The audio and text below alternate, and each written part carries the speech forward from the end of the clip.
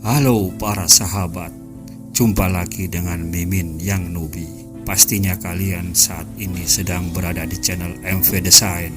Bagaimana kabar kalian? Apakah kalian semua baik-baik saja? Semoga kalian semua baik-baik saja. Pada video kali ini Mimin menceritakan manhwa yang berjudul Wudong Qiankun, dan ini adalah chapter pertama. Bagaimana keseruan cerita manhwa kali ini?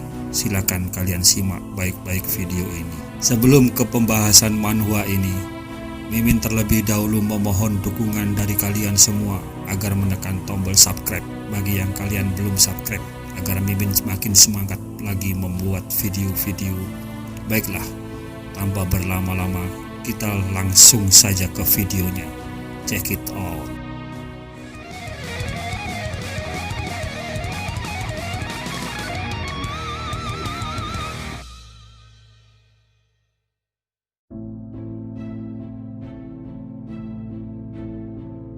Video ini memperlihatkan ayah Lindong sedang mengikuti kompetisi bela diri klan Linxi dari dinasti Daiyan.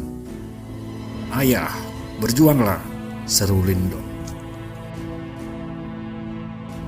Saat kompetisi berlangsung, Lindong kala itu masih berumur 8 tahun.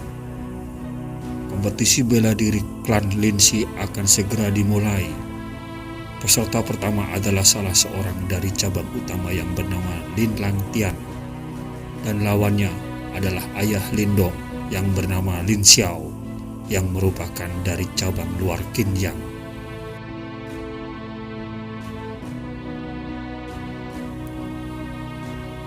Ayah telah diakui jenius oleh kakek di antara generasi termuda Qinyang. Ayahlah yang terkuat, dalam hati Lindong berkata.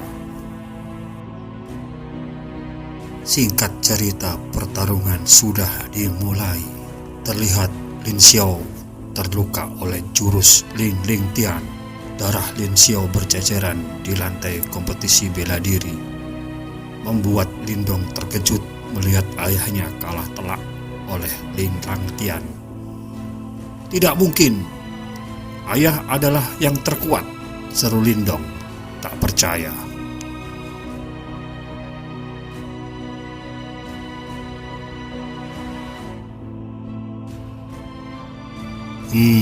Satu lagi sampah dari cabang luar," ujar Lin Langtian dengan sombongnya.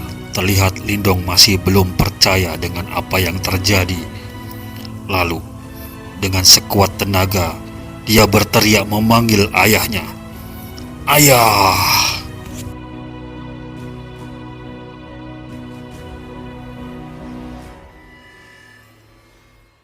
6 tahun berlalu setelah kekalahan ayahnya di kompetisi bela diri keluarga.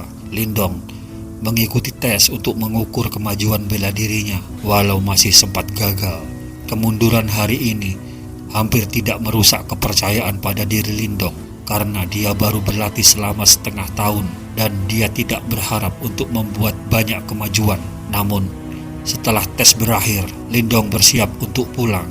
Dia bertemu dengan seorang rekan yang memiliki sejarah buruk dengannya. Rencana awalnya mengabaikan pria itu, namun setelah beberapa putaran provokasi yang disengaja, dia tidak tahan lagi, dan Lindong yang muda dan berdarah panas menyerang provokator tersebut. Namun hasilnya Lindong terkena beberapa pukulan telak.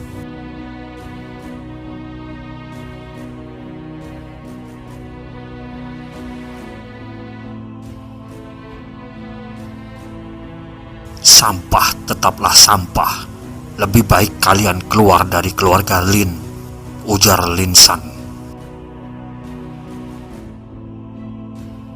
"Lin San, kalau kau berani menghina ayahku lagi, aku akan menghajarmu hingga babak belur." "Apa kau bilang? Ingin menghajarku? Terimalah ini." "Hei Lindong, ayahmu itu sudah mempermalukan keluarga kami. Kalau bukan karena kakek keluargamu sudah lama diusir dari Qinyang. Hahaha, kau memang cocok berbaring di tanah seperti anjing." "Apa yang kau lihat, ha? Lawan aku kalau kau memang kuat." ayah dan anak sama-sama sampah. Ketika Lindong mengumpulkan setiap kekuatan untuk membuka kelopak matanya yang berat, sebuah ruangan sederhana, kasar namun rapi muncul di depan matanya. Adegan yang akrab ini menyebabkan dia berkedip dengan bingung, tidak dapat memahami mengapa dia ada di sini. Meskipun segera setelah itu dia segera menoleh dalam sekejap pemahaman. Benar saja, dia melihat dua sosok pria dan wanita duduk di meja di ruangan itu. "Dong-er, kamu sudah bangun, Nak?"